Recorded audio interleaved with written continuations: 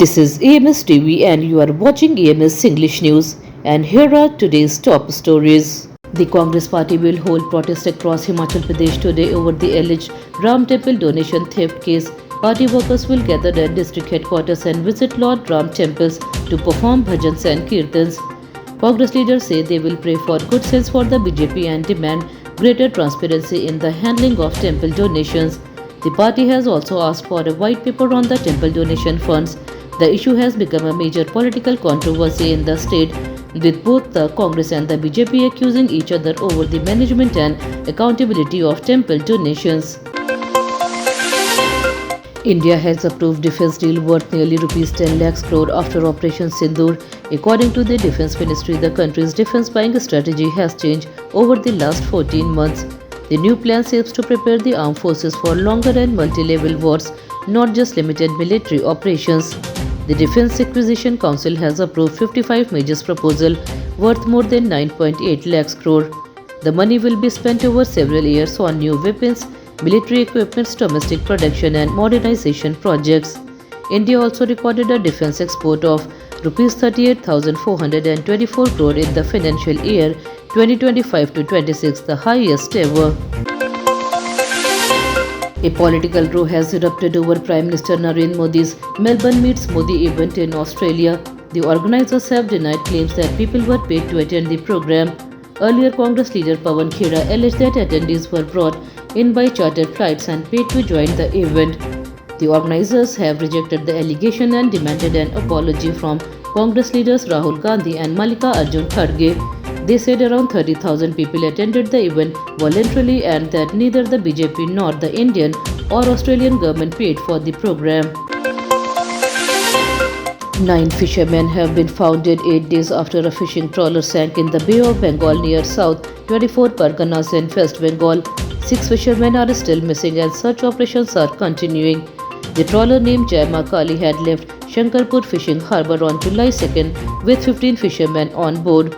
Contact with the boat was lost after July 6th. Officials said the bodies were badly decomposed after remaining in the sea for several days, making identification difficult. DNA test will be conducted. Prime Minister Narendra Modi announced Rs 2 lakhs compensation for each victim's family. One Indian crew member was killed after Iran launched missile attacks near the Strait of Hormuz, according to the UAE Defense Ministry. 2 cruise missiles hit 2 oil tankers, Mombasa and Al Bahia, in Oman's nearby water. 8 people were injured in the attacks, including 6 Indians. Meanwhile, the United States carried out a 5-hour bombing operation on Iranian targets.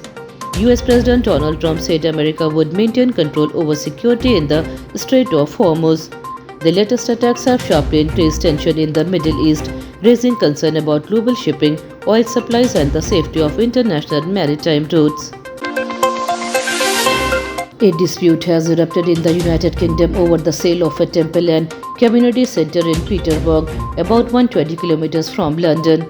The Peterborough City Council decided to sell the New England complex to the United Kingdom Islamic Mission after an auction. The complex includes a temple run by the Bharat Hindu Samaj, which has served the local Hindu community for nearly 40 years. The organization has challenged the sale in the High Court, alleging that the auction process was unfair and failed to consider the temple's religious and community importance. Earlier, the court had temporarily halted the sale. Indian stock markets opened lower on Monday with the Sensex falling nearly 400 points to trade around 77,200. The Nifty also dropped more than 100 points and was trading near 24,100. Heavy selling was seen in auto and banking stocks, putting pressure on the market. Investors remain cautious amid weak market sentiment and global concerns. Most sectoral indices were trading in the red during early trade. Market experts are closely watching domestic and international developments that could influence trading in the coming days.